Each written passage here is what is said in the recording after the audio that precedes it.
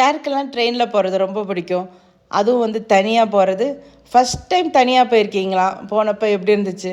ரொம்ப பயமாக இருந்துச்சா? இல்லை ரொம்ப ஹாப்பியாக இருந்தீங்களா? நான் ஃபஸ்ட் டைம் தனியாக போயிருந்தேன். ஃபஸ்ட்டு கொஞ்சம் பயமாக இருந்துச்சு. அதுக்கப்புறம் கொஞ்சம் ஹாப்பியாகவே இருந்துச்சு. எல்லோரும் சேர்ந்து போகிறதா தான் பிளான் பண்ணியிருந்தோம். ஆனால் கடைசி நேரத்தில் சொதப்பிருச்சு. தம்புக்கு வந்து ஆனுவல் எக்ஸாம். அதை கட் பண்ண முடியாதுல்ல. அதனால் அவனுக்கு துணைக்கு அவங்க அப்பா இருந்துக்கிட்டு என்னை மட்டும் அனுப்பி வச்சாங்க. நான் தனியாக இது வரைக்கும் எங்கேயும் போனது கிடையாது. ஆனாலும் ஃபஸ்ட் டைம் இது தவிர்க்க முடியாதது, கட்டாயம் போயே ஆகணும் அப்படிங்கிறதுனால கிளம்பிட்டேன். இங்கே எங்கே போகிறேன்னு பார்த்தீங்கன்னா, கும்பகோணத்துக்கு போயிட்டுருக்கிறேன். நேரடியாக கும்பகோணம் போகல, பாதி தூரம் தான் போகிறேன். அதுக்கப்புறம் பெரியக்கா என்னை பிக்கப் பண்ணிக்குவாங்க. அந்த பாதி தூரத்துக்கே கொஞ்சம் டென்ஷன் ஆகிட்டேன். அதுக்கப்புறம் யாரோ எங்கெங்கேயோ போகிறாங்க, நம்ம ஒரு ட்ரெயினில் போகிறதுக்கு பயப்படலாமா அப்படின்னு எனக்கு நானே சொல்லிக்கிட்டு கிளம்பிட்டேன். பெரியக்காக்காக தான் வெயிட் பண்ணிட்டு உட்காந்துருக்கிறேன் ஸ்டேஷனில். வீட்டிலேருந்து கிளம்புறதுக்கு முன்னாடியே ஒரு 3 டேஸ்க்கு எவ்வளோ மேக்ஸிமம் வந்து சாப்பாடு செஞ்சு வைக்க முடியுமோ செஞ்சு ஃப்ரிட்ஜில் வச்சுட்டு வந்திருக்கேன். எடுத்து அவங்க ஹீட் பண்ணி சாப்பிட்டுக்கட்டும் அப்படிங்கிறதுக்காக.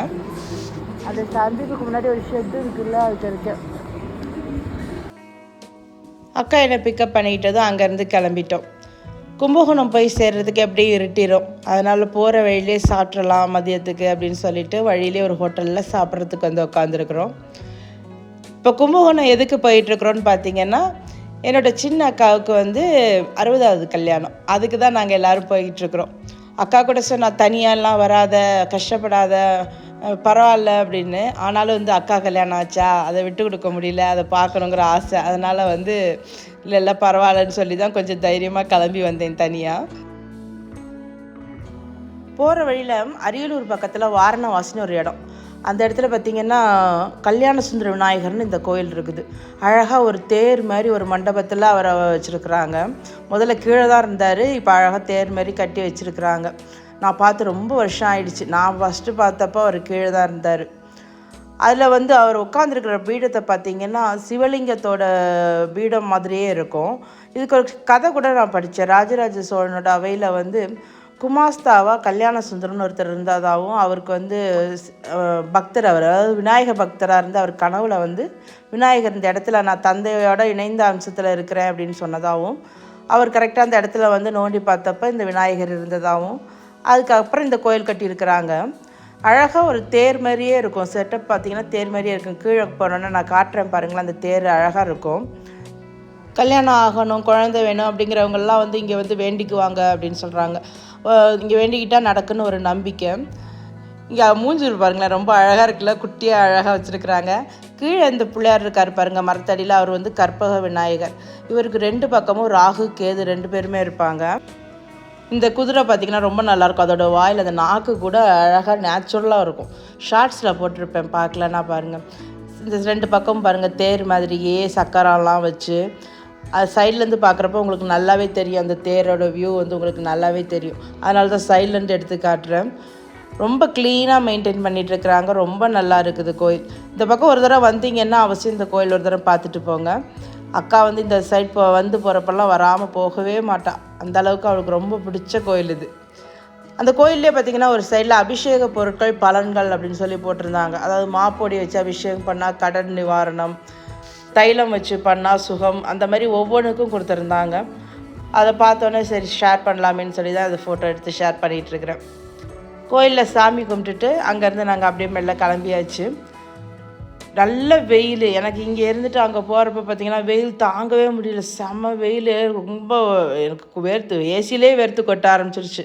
அப்புறம் அக்கா டவல் எடுத்து இந்த மாதிரி மாட்டி விட்டு வெயில் வராமல் இருக்கும் அப்படின்னு சொல்லி செஞ்சு கொடுத்தா. அக்காங்கிறது அம்மா மாரி யோசிக்கிற ஒரு இதுதான் கேரக்டர் இல்லை. எனக்கு அப்படி தான் தோணுச்சு அவள் இந்த மாதிரிலாம் செய்கிறப்ப. திருவையாறு கிராஸ் பண்ணோன்னே எனக்கு உடனே அசோகா தான் ஞாபகம் வந்துச்சு. இங்கே வந்து ஆண்டவர் அசோகா அல்வா கடைன்னு ஒன்று இருக்கும், அது ஞாபகம் வந்துச்சு. என் நேரம் பார்த்திங்கன்னா அவர் ஹாஃப் டே லீவுன்னு சொல்லி போட்டு போர்டு மாட்டியிருந்தார். போச்சு அசோகா இன்றைக்கி இல்லை அப்படின்னு சொல்லி அந்த கடையை பார்த்துக்கிட்டே போனேன், அவ்வளோதான். எனக்கு அசோகா ரொம்ப பிடிக்கும். அதுவும் சின்னக்கா சூப்பராக செய்வா அசோகா. அதனால் சரி அவள்கிட்டே செஞ்சு வாங்கிக்கலான்னு சொல்லி விட்டாச்சு. நான் கும்பகோணம் நுழைஞ்சாலே கோயில் தான் கண்ணில் முதல்ல படும். ஆனால் இப்போல்லாம் பார்த்திங்கன்னா இந்த கலர் கலராக பொம்மைங்க நல்லா கண்ணில் படுது. நல்ல பெரிய பெரிய பொம்மையாக இருக்குது. ஷார்ட்ஸில் கூட ஒரு தடவை பார்த்தேன், இந்த மாதிரி கும்பகோணத்தில் வந்து பெரிய பெரிய பொம்மைங்க வந்து சீப்பாக கிடைக்கும்னு சொல்லி யாரோ போட்டிருந்தாங்க. சரியாக ஞாபகம் இல்லை எனக்கு. கும்பகோணம்னாலே இந்த மாதிரி தேர் பார்க்கலாம், கோயில் பார்க்கலாம், இதெல்லாம் தான் அங்கே அதிகமாக இருக்கும் நமக்கு.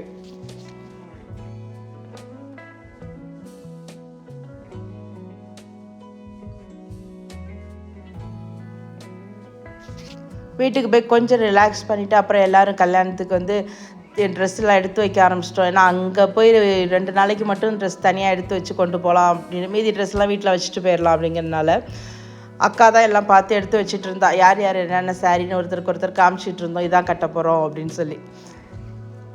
சின்னக்கா வந்து எங்களுக்கெல்லாம் டிஃபன் ரெடி பண்ணிக்கிட்டு இருந்தாங்க. இட்லி, அதுக்கப்புறம் வந்து புளியோதரை பொடி வச்சு ஒரு சேவை இருக்கும் இல்லையா, அதெல்லாம் செஞ்சுட்டு இருந்தாங்க.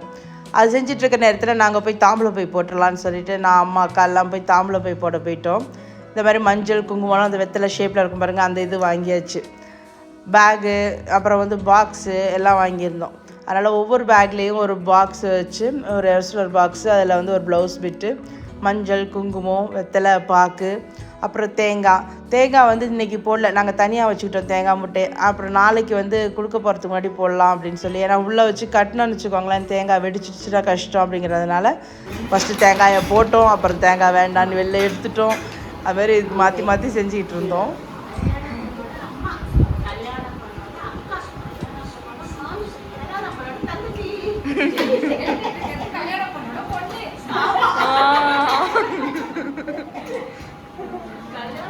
அக்கா பொண்ணு தான் வந்து வீடியோ எடுத்துகிட்டு இருந்தாலும், அதனால் அவளை கிண்டல் பண்ணிகிட்டு இருந்தோம்.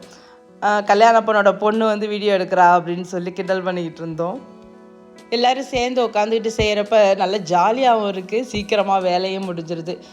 இதெல்லாம் முடிச்சுட்டு எல்லாத்தையும் மூட்டை கட்டி சக்ஸஸ் அப்படின்னு முடிச்சுட்டு போய் படுத்தாச்சு. காலைல சீக்கிரமே எழுந்திரிச்சு ஒருத்தர் அடை ஊற்றினோம், ஒருத்தர் பொங்கல் வச்சோம், அந்த மாதிரி எல்லாம் சாப்பிட்டுட்டு கிளம்பியாச்சு. 3 கார் இருந்ததுனால 3லேயுமே லக்கேஜ் ஏற்றி கிளம்புறதுக்கு சரியாக இருந்தது. பசங்க வந்து ஹெல்ப் பண்ணிச்சுங்க, நல்லா லக்கேஜ்லாம் ஏற்றுறதுக்கெல்லாம் ஹெல்ப் பண்ணிச்சுங்க. அதோடு வந்து எல்லோரும் கிளம்பியாச்சு. ஏன்னா நல்லா செக் பண்ணிவிட்டு கிளம்பணும், ஏன்னா ஊருக்கு போன பிறகு திரும்பி வந்துலாம் எடுக்க முடியாது. அதனால் எல்லாம் செக் பண்ணிக்கோங்க, எல்லோரோடதும் வந்துருச்சா அப்படின்னு சொல்லி கேட்டு கிளம்பியாச்சு. அக்கா தான் கல்யாண பொண்ணு, ஆனால் அவள் தான் கடைசியாக கிளம்புனான்.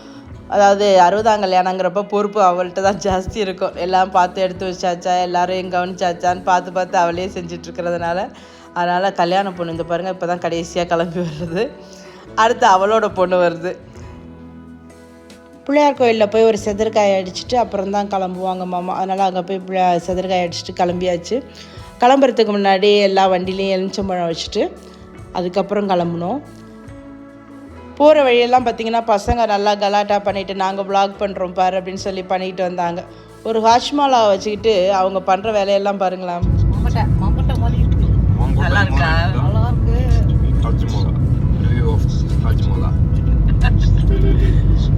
புளிக்குதா? Out of 5 stars எத்தனை stars கொடுப்பீங்க? Out of 5. Fantastic. Subi's review. Subi எப்பரா இருக்கு? இது ஹாஜ்வாலாவோட டை ஹார்ட் ஃபேன் சுபி. எப்படி Out of இருக்கு? 5 10 கொடுக்கும். Out of 5 10 100. ஏய் நீ சொல்லு எப்படி இருக்கு? ஹாஜ்மாலா அடிச்சுக்கிறதுக்கு எதுவுமே கிடையாது. சும்மா ஃபேண்டாஸ்டிக்காக இருக்கும். சும்மா நாக்கில் போட்டால் ஷோர்னஸ் டேங்கினஸ் எல்லாம் ரெஃப்ரெஷிங்காக இருக்கும். ஹாஜ்மாலா ஃபேண்டாஸ்டிக். யூனிக் டேஸ்ட் உள்ளவங்களுக்கு தான் இது பிடிக்கும். ஆமாம். சொல்லுங்க கடைசி எப்படி இருக்கு? இஞ்சி மாதிரி உரைக்குது. உரைக்குதா? சாப்பிட்டதெல்லாம் அறுசுவையும் சேர்ந்த ஹாஜ்மாலா. அறுசுவையிலடா 2 சுவை தான் இது. ஹாஜ்மாலா சாப்பிடுங்க. நெய் நெய் அன்னாரி தான் பாட்டு தெரிஞ்சா நான் பாடுவேன். ஹாஜ்மாலா அன்னாரி தானா? அவ்வளோதான். ஏதோ ஒரு மால்ல வாங்கினது இது. எவ்வளோ ரூபான்னு தெரியல. பிளாட்ஃபாரத்தில் வாங்கினது. பிளாட்ஃபாரத்தில் வர்ஷினி வாங்கிட்டு வந்தா. அக்கா கிட்ட சுட்டது அப்படி சொல்லிட்டு அக்கா கிட்ட சுட்டது. பிளாட்ஃபாரம்ல அக்கா கிட்ட சுட்ட பழம்டா இது. இதுவும் வர்ஷினியோடது. சகலமும் அக்காவோடது. இதுவும் வர்ஷினியோடது. இது சூரஜோடது. பசங்க கூட பேசிக்கிட்டே வந்ததில் வந்ததே தெரியல, நல்லா ஜாலியாக இருந்துச்சு. இதுதான் வந்து கோயில். இங்கே தான் கல்யாணம் நடக்க போகுது. முதல்ல வந்து அவங்க குலதெய்வம் கோயிலுக்கு போயிடலான்னு சொல்லி அங்கேயே தான் குலதெய்வம் கோயில் இருக்குது. அதனால் அந்த கோயிலுக்கு போய் அர்ச்சனை பண்ணிவிட்டு அதுக்கப்புறம் அங்கேருந்து கிளம்பணும். கோயிலுக்குள்ளே வந்து வீடியோ அலோடு இல்லைங்கிறதுனால நான் உள்ளே எதுவும் எடுக்கலை. வெளியில் எடுத்ததோடு சரி, உள்ளே எதுவும் எடுக்கலை. ரூமுக்கு வந்துட்டோம். ரூமுக்கு வந்து எல்லாம் சுற்றி பார்த்து ரூம்லாம் பார்த்துட்ருக்கிறப்ப வெளியில் நிறைய பன்னியெல்லாம் ஓடிச்சு. அதை பார்த்துட்டு பசங்க அங்கே பாருன்னு வச்சுங்க. இதெல்லாம் பசங்களுக்கு வந்து ரொம்ப ரேராக பார்க்குற ஒரு விஷயமா ஆயிடுச்சு இப்போல்லாம். அதனால் பார்த்துட்டு இருந்தாங்க. நாங்கள் தூத்துக்குடியில் இருந்தப்போ பார்த்திங்கன்னா நான் டெய்லி பார்க்கலாம், அந்த மாதிரி இருக்கும் எங்களுக்கு. இங்கே வந்து நல்ல பார்க்கிங் வசதி நல்லா இருக்குது. நிறையா ஸ்பேஸ் விட்ருக்காங்க. அதனால் நிறைய வண்டிங்க நிறுத்தலாம். அந்த மாதிரி ஸ்பேஸ் நிறையா இருக்குது. ஹோட்டல் வந்து ரொம்ப நல்லா இருக்கும். நான் உங்களுக்கு தனியாகவே ஒரு வீடியோ போடுறேன் அதை பற்றி. அந்த ரூம்ஸ் பற்றியெல்லாம் உங்களுக்கு காட்டுறேன், நல்லா டீட்டெயிலாகவே காட்டுறேன். இது வந்து புதுசாக கட்டினது. இப்போ தான் நாங்கள் தான் ஃபஸ்ட்டு ஸ்டே இங்கே வந்தது. லிஃப்ட் வசதி இருக்கிறதுனால மாடியில் இப்போ ஏறி இறங்குறதெல்லாம் ஒன்றும் கஷ்டமாக தெரில. ரூமும் ரொம்ப நல்லா இருந்துச்சு. நாங்கள் எடுத்திருந்தது வந்து ஃபேமிலி சூட் மாதிரி எடுத்திருந்தோம். ஒரு 10 மெம்பர்ஸ் வரைக்கும் தங்கலாம். அதில் தாராளமாக 10 மெம்பர்ஸ்க்கு பெட்டு போட்டிருக்குறாங்க. அதுக்கப்புறம் தேவைப்பட்டால் கூட நம்ம எக்ஸ்ட்ரா பெட்டு வாங்கிக்கலாம். நாங்கள் வந்து 9 மெம்பர்ஸ் இருந்தோம். பெரியம்மா வந்து வரதா இருந்தாங்க, அம்மாவோட அக்கா. அப்போ 10 மெம்பர்ஸ் கரெக்டாக இருக்கும்னு சொல்லி பிளான் பண்ணி இந்த ரூமுக்கு வந்தோம். அப்போ கடைசியில் பெரியம்மாவுக்கு உடம்பு சரியில்லை அப்படிங்கிறதுனால அவங்களால வர முடியல. ரொம்ப ஃபீல் பண்ணாங்க. அவங்களும் நாங்களும் ரொம்ப ஃபீல் பண்ணோம், ஆஹா பெரியம்மா வர முடியல அப்படின்னு சொல்லிட்டு. இங்கே வந்து ரூம்ஸ் எப்படின்னு பார்த்தீங்கன்னா 3 ரூமாக பிரிச்சுருக்குறாங்க. சென்டரில் இருக்கிறது வந்து 4 பேர் படுக்கிற மாதிரி பெட்டு. இந்த ஒரு சைடு வந்து 3 பேர் படுக்கிற பெட்டு, இன்னொரு சைடு 3 பேர் படுக்கிற பெட்டுன்னு. இந்த சைடு பார்த்தீங்கன்னா ஜென்ட்ஸ் கொடுத்துட்டோம். இங்கே வந்து அட்டாச்சு டாய்லெட் பாத்ரூம் இருக்குது. அதனால் அவங்க அப்படியே யூஸ் பண்ணிக்கலாம். சென்டரில் இருக்க டோரை வந்து க்ளோஸ் பண்ணிக்கலாம். அப்போ அவங்களுக்கு செப்பரேட் ஆயிரும். அதனால் இந்த மாதிரி வச்சிட்டோம். வந்து ஏசி ஓடிட்டுருக்கிறதுனால ஃப்ரூட்ஸ் எல்லாத்தையுமே பேக்கெட் பிரித்து திறந்து வச்சிட்டோம். அப்போ தான் கொஞ்சம் வாடாமல் இருக்கும் அப்படின்னு சொல்லிட்டு. சென்டரில் வந்து நாங்கள் எடுத்துகிட்டு இருந்தோம். இந்த இடத்துல தான் நாங்கள் இருந்தோம். லக்கேஜ் எல்லாத்தையும் வரிசையாக அடுக்கி வச்சாச்சு இந்த இடத்துலையே நாங்கள். அதுக்கு அடுத்த ரூமில் வந்து 3 பெட் இருக்குது. அந்த பசங்களுக்கு கொடுத்தாச்சு, நீங்கள் அங்கே இருந்துக்கோங்க அப்படின்னு சொல்லிட்டு. எங்கள் அம்மா, பெரிய அக்கா, குட்டி அக்காவுக்கு தான் கல்யாணம் பண்ணி பாருங்க சிரிச்சுக்கிட்டு இருக்கு. மதியான சாப்பாட்டுக்கு மட்டும் வெளியில் போயிட்டோம். அதுக்கப்புறம் ஈவினிங்லேருந்து எல்லாமே இங்கேயே அரேஞ்ச் பண்ணிட்டாங்க. டைனிங் ஹால் இருக்குது, அதனால் வந்து நம்ம அங்கேயே வந்து சாப்பிட்டுக்கலாம் அப்படின்னு சொல்லி இங்கே அரேஞ்ச் பண்ணிட்டோம். இங்கே சாப்பாடு கிடையாது, ஆனால் வெளியில் ஹோட்டலில் சொல்லிட்டோம்னா அவங்க கொண்டு வந்து இங்கே சர்வ் பண்ணுறாங்க. அதனால் இங்கே டைனிங் டேபிள்லாம் போட்டு இருக்கிறதுனால வசதியாக இருக்குது, நம்ம அப்படியே சாப்பிட்டுக்கலாம். இந்த மாதிரி நிறைய ஹோட்டல்ஸ் கட்டிகிட்ருக்குறாங்க, நிறைய பேர் கட்டுறாங்க. 60ஆம் கல்யாணம்னாலே மோஸ்ட்லி எல்லோரும் இங்கே தானே வர்றாங்க. அதனால் டெய்லி ஏதாவது ஒரு கல்யாணம் இருந்துக்கிட்டே தான் இருக்கும். இங்கே வந்து முகூர்த்த நாள் அப்படின்லாம் கிடையாது, அவங்களோட நட்சத்திரத்தை அன்றைக்கி தானே வந்து பண்ணிக்கிறாங்க. அதனால் பார்த்திங்கன்னா மோஸ்ட்லி இங்கே கல்யாணம் இருந்துக்கிட்டே தான் இருக்கும். அதனால் ரூம் ஸ்டே வந்து ஆள் வந்துக்கிட்டே தான் இருக்கும். வெளில வந்து சாப்பிட போனப்போ எல்லாருமே மீல்ஸ் வந்து ஆர்டர் பண்ணியிருந்தாங்க. மீல்ஸ் ஆர்டர் பண்ணி சாப்பிட்டுட்டு இருந்தாங்க. ஆனால் அந்த மீல்ஸே பிடிக்காத ஒரு கேரக்டர்ஸ்லாம் இருக்கும் பாருங்கள், அந்த மாதிரி ஒரு 4-5 கேரக்டர் நாங்கள் இருந்தோம். அதனால் நாங்களாம் என்ன பண்ணோம், எங்களுக்கு டிஃபன் தான் வேணும், மீல்ஸ் வேண்டாம் அப்படின்னு சொல்லிட்டு தனியாக நாங்கள் ஒரு டேபிளில் போய் உட்காந்துட்டோம். இவங்க தான் சின்ன மாமா. இவங்களுக்கு தான் இப்போ கல்யாணம், இன்றைக்கி கல்யாணம், 60ஆவது கல்யாணம் பண்ணிக்க போகிறது இவங்க தான்.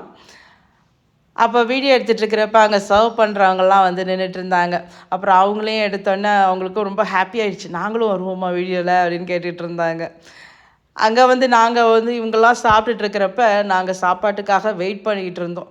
எங்களுக்கு வர்றதுக்கு ரொம்ப லேட்டாச்சு. எவ்வளோ லேட்டானாலும் பரவாயில்ல, டிஃபன் தான் வேணும் அப்படின்னு சொல்லி அடம் பண்ணி உட்காந்துருந்தோம் நாங்கள் 5 பேர் மட்டும். ஏன்னா எங்கள் 5 பேருக்குமே மீல்ஸ் வந்து அவ்வளோவா இஷ்டப்பட மாட்டோம் வெளியில் வந்து சாப்பிட்றது. அதனால் நாங்கள் வந்து டிஃபன் தான் வேணும்னு உட்காந்துருந்தோம். ஆனால் வெயிட் பண்ணி சாப்பிட்டதுக்கு நல்ல ஒர்த்தான சாப்பாடுன்னு சொல்லலாம். டேஸ்ட்டு சூப்பராக இருந்துச்சு. அதே போல் மீல்ஸ் சாப்பிட்டவங்களும் சொன்னாங்க டேஸ்ட் ரொம்ப நல்லா இருந்துச்சு, சூப்பராக இருந்தது சாப்பாடு அப்படின்னு சொன்னாங்க. நார்மலாக இந்த ஃபங்க்ஷன் மாதிரி இந்த நேரத்தில் தான் வந்து ஒருத்தர் மீட் பண்ணிக்கிறோம், நிறைய பேசுகிறோம். அது வந்து மெம்பர்ஸ் கம்மியாக தான் இன்வைட் பண்ணியிருந்தாங்க. அதனால் வந்து பேசுகிறதும் வந்து நிறைய பேர் இருக்கிறப்ப இவங்களை கவனிக்கிறதா அவங்கள கவனிக்கிறதான்னு இருக்கும். கொஞ்சம் பேர் இருக்கிறப்ப கவனிக்கிறது ரொம்ப ஈஸியாக இருக்குது, எல்லாரு கூடயும் பேச முடியுது. நம்ம ஃபோன்லலாம் நம்ம ரெகுலராக யார்ட்டையும் பேசிகிட்டு இருக்க போகிறதில்ல, என்றைக்கோ ஒரு நாள் தான் பேச போகிறோம். இந்த மாதிரி ஒரு ஃபங்க்ஷனில் மீட் பண்ணுறப்ப தான் வந்து அவங்கள்ட்டலாம் நல்லா பேச முடியும் நமக்கு. பசங்களுக்கு வந்து இந்த ரிலேஷன்ஸ்லாம் நம்ம பார்க்குறப்ப தான் இந்த ரிலேஷன்ஷிப்பே முதல்ல புரியுது, யார் யார் என்ன உறவுங்கிறதே அவங்களுக்கு தெரிய ஆரம்பிக்குது. அதெல்லாம் வந்து இந்த மாதிரி ஃபங்க்ஷன்னால் கிடைக்கிற ஒரு பெனிஃபிட்னு நான் சொல்லுவேன். நாங்கள் சாப்பிட்டு முடிக்கிற வரைக்கும் எல்லோரும் வெயிட் பண்ணிகிட்டு இருந்தாங்க. அப்புறம் நாங்கள் சாப்பிட்டு முடித்த பிறகு அம்மாவோட அண்ணன் பையன் வந்துட்டாங்க. சரி நான் அவங்க சாப்பிட்டு முடிக்கட்டுன்னு சொல்லிட்டு இப்போ நாங்கள் வெயிட் பண்ணிகிட்ருக்குறோம். அவங்க சாப்பிட்டுக்கிட்டு இருக்கிறாங்க. எல்லோரும் சாப்பிட்டு முடித்த பிறகு அதுக்கப்புறம் தான் ரூமுக்கு போக போகிறோம். ஈவினிங்கும் கோயிலில் வந்து பூஜையெல்லாம் ஏற்பாடு பண்ணியிருக்கிறாங்க. நாளைக்கு தான் கல்யாணம், ஆனால் இன்றைக்கி ஈவினிங்கும் பூஜையெல்லாம் ஏற்பாடு பண்ணியிருக்கிறாங்க. அதனால் போயிட்டு கொஞ்சம் ரிலாக்ஸ் பண்ணிவிட்டு அதுக்கப்புறம் தான் எல்லோரும் வந்து ரெடியாகி கோயிலுக்கு போக போகிறோம். அது ஒரு எப்படியோ ஒரு 5:36 ஆகிடும். அது வரைக்கும் கொஞ்சம் ரிலாக்ஸ்டாக இருக்கலாம் அப்படின்னு சொல்லிட்டு தான் பேசிகிட்டு உட்காந்துருந்தோம்.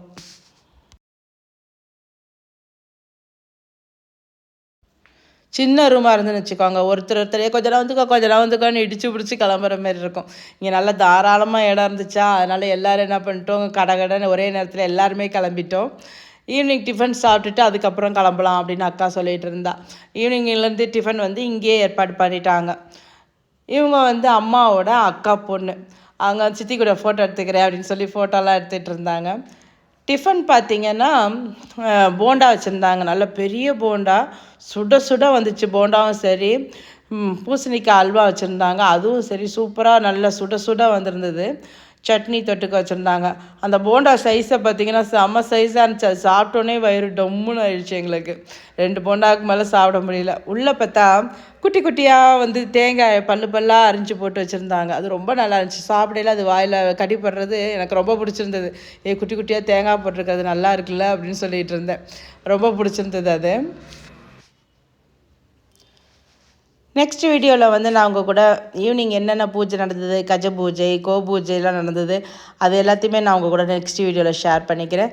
அதுக்கப்புறம் கல்யாணத்தில் எப்படி நடந்துச்சு, அப்புறம் இந்த ஹோட்டலோட ரிவ்யூ எல்லாத்தையும் அடுத்தடுத்த வீடியோவாக நான் உங்கள் கூட ஷேர் பண்ணிக்கிறேன். இந்த வீடியோ உங்களுக்கு பிடிச்சிருக்குன்னு நினைக்கிறேன். பிடிச்சிருந்தால் லைக் பண்ணுங்கள், உங்கள் ஃப்ரெண்ட்ஸ் அண்ட் ஃபேமிலி கூட ஷேர் பண்ணிக்கோங்க. என்னுடைய தம்பூஸ் கிச்சன் சேனலை சப்ஸ்கிரைப் பண்ணாமல் பார்த்துட்டு இருந்தீங்கன்னா சப்ஸ்கிரைப் பண்ணிவிட்டு பக்கத்தில் இருக்க பெல் ஐக்கானை ப்ரெஸ் பண்ணி ஆல் அப்படிங்கிற ஆப்ஷனையும் செலக்ட் பண்ணிக்கோங்க. அப்போ தான் நான் போடுற வீடியோவோட நோட்டிஃபிகேஷன் எல்லாமே உங்களுக்கு வரும். நம்ம நெக்ஸ்ட் ஒரு சூப்பரான வீடியோவை சந்திக்கலாம். Thank you friends.